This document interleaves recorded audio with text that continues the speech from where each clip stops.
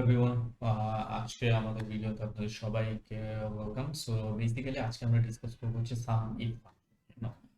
First and foremost sum if ফাংশনটা আমরা কখন এবং কেন ইউজ করি। সো সাম ইফ ফাংশনটা বেসিক্যালি আমরা ইউজ করি হচ্ছে যখন আমরা কন্ডিশনের উপর বেস করে সাম করতে চাই আমাদের এক্সেলে, তখন আমরা হচ্ছে সাম ইফ ফাংশন ইউজ করি। ফর এক্সাম্পল, আমরা এখানে দেখতে পাচ্ছি যে আমাদের কাছে একটা ডেটাবেজ আছে, রাইট? সো এই ডেটাবেজে আমাদের হচ্ছে date, sorry, item and amount গুলো শো করতেছে, রাইট?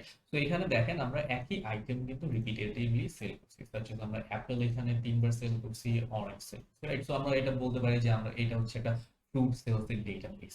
তো এখান থেকে এখন যেহেতু আমরা মাল্টিপল টাইমস অ্যাপল অথবা অরেঞ্জ মাল্টিপল টাইম অথবা ব্লুবেরি মাল্টিপল টাইম সেল করতেছি, রাইট?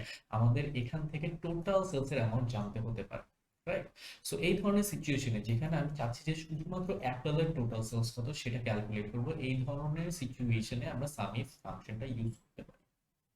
সো এই সামিফ ফাংশনটা ইউজ করার জন্য বেসিক্যালি আমরা first is equals to sign দিব, তারপর লিখব হচ্ছে সাম ইফ। সাম ইফ মানে হচ্ছে যদি কন্ডিশন মিট করে তাহলে কম্পিউটার হচ্ছে আপনার এক্সেল হচ্ছে সাম করবে, আর যদি কন্ডিশনটা মিট না করে তাহলে আপনার এক্সেল এটাকে সাম করবে না, রাইট? সো সাম ইফ ফার্স্টে আমাদেরকে বলতেছে হচ্ছে রেঞ্জ। রেঞ্জ বলতে হচ্ছে আমাদের criteria range. It means criteria কি, আমাদের ক্রাইটেরিয়া হচ্ছে অ্যাপেল হলে সাম করবে, রাইট? সো আমাদের ক্রাইটেরিয়া রেঞ্জ হচ্ছে কি আইটেম। সো আমরা আইটেম সিলেক্ট করলাম এবং এটাকে লক করে দিলাম F4 দিয়ে, কমা, দেন আমাদেরকে কোয়েশ্চেন করা হচ্ছে ক্রাইটেরিয়াটা কি হবে, রাইট? সো ক্রাইটেরিয়াটা বেসিক্যালি হচ্ছে কি আমাদের অ্যাপল, রাইট? যদি অ্যাপল হয় তাহলে আমাদের সাম হবে। ইট মিন্স এখানে যখন অ্যাপল থাকবে তখনই শুধুমাত্র পিরিয়ডটাকে যোগ করা হবে। তাহলে আমরা কমা দিলাম, দেন আমরা সাম রেঞ্জটা সিলেক্ট করব, কোন এরিয়াটা ক্লাস করবে। অফকোর্স সাম রেঞ্জ হচ্ছে আমাদের কি এটা। সো যখন আমাদের এই আইটেমে অ্যাপল থাকবে তখনই আমাদের অ্যাপলের পাশে যে নাম্বারটা থাকবে সেটাকে এই সামের মধ্যে ইনক্লুড করা হবে, রাইট?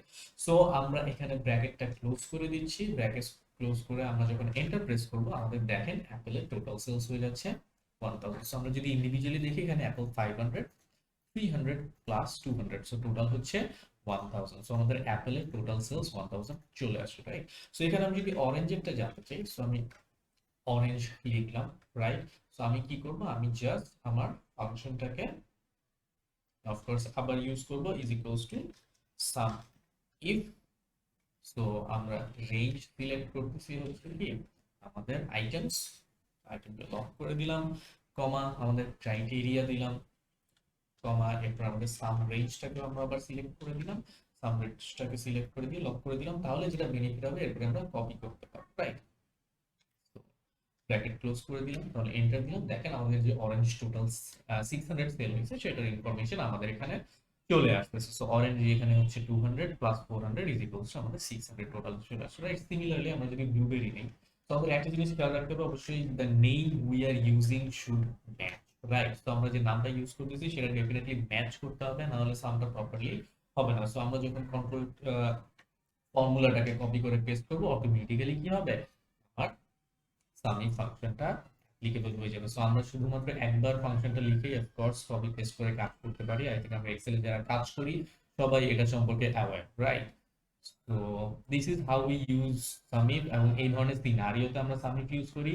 সো হোপ এই ভিডিওটা আপনাদের জন্য খুব হেল্পফুল ছিল। আমরা ফিউচারে আরো ভিডিওস নিয়ে আসবো, and please do like, share and subscribe. Thank you.